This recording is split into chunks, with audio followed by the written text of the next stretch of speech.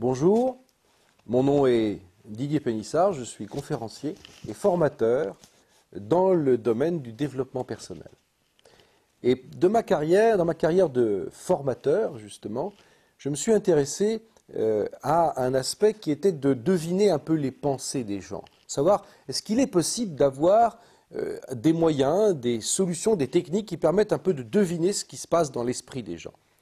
Alors, au-delà de la notion de télépathie, qui est un domaine tout autre que je ne veux pas aborder aujourd'hui, peut-être que c'est vrai, peut-être que ce n'est pas vrai, c'est pas là le sujet, il est possible physiquement d'avoir des informations en décodant notamment le regard des gens et simplement par le décodage de ces regards, d'avoir des informations très utiles sur la façon dont ils pensent. Alors vous allez me dire, mais est-ce que c'est vraiment à la portée de tout le monde ?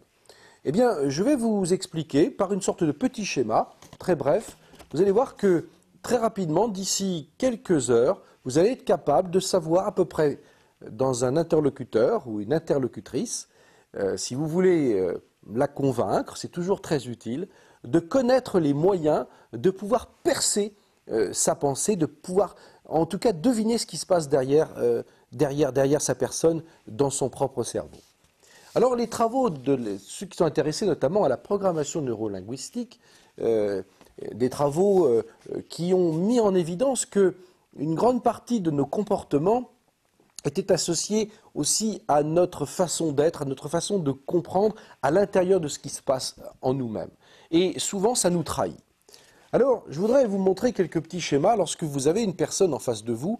Parce que, par exemple, vous êtes à une terrasse de café et vous êtes en train de discuter avec elle et vous voulez essayer un petit peu de savoir ce qu'il y a derrière elle, ce qu'elle pense à ce moment-là, si véritablement elle est sincère ou même tout simplement pour avoir des informations utiles sur sa façon de penser. Eh bien, vous allez observer son regard.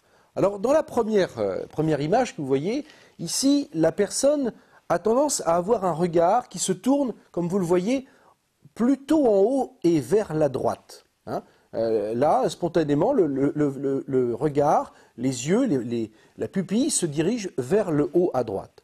Eh bien, quand on est dans cette situation-là, c'est que la personne est en train de se représenter dans sa conscience, dans son esprit, des images, on va dire, qu'elle fabrique, des images visuelles qu'elle va fabriquer.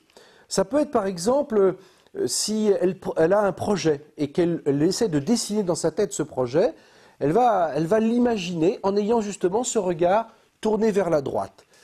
Ça peut être aussi par exemple si elle essaie de se représenter un visage. Voilà.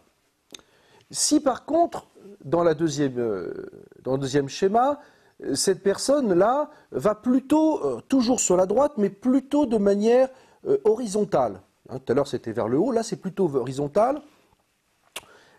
Et là encore, sur le côté droit, cette personne-là est plutôt dans un schéma de pensée qui va être de fabriquer des sons, de l'aspect, on va dire, auditif. Par exemple, elle est en train de se parler à elle-même, elle cause, elle se cause. Si elle se dit « Ah, j'ai pas fait ceci, j'ai pas fait cela », vous voyez, la concierge interne qui se met en fonctionnement, eh bien, c'est lorsqu'elle se met à regarder plutôt vers la droite, son esprit est plutôt dans des termes parlés, notamment.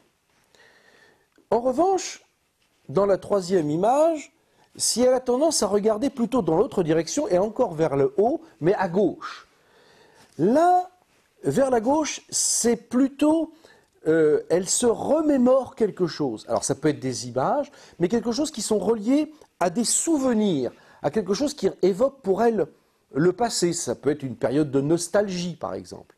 Eh bien, si elle redirige son regard vers le haut, vers le gauche, vous pouvez être sûr que elle est dans ses souvenirs, elle est dans ses images, elle se remémore finalement cette expérience qui peut être à la fois agréable, mais aussi désagréable.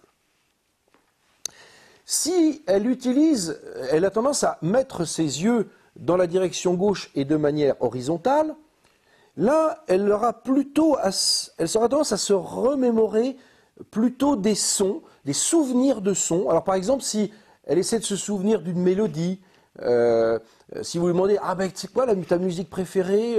Tu te souviens quand on écoutait ?» Là, spontanément, elle va avoir tendance à regarder de manière horizontale vers la gauche.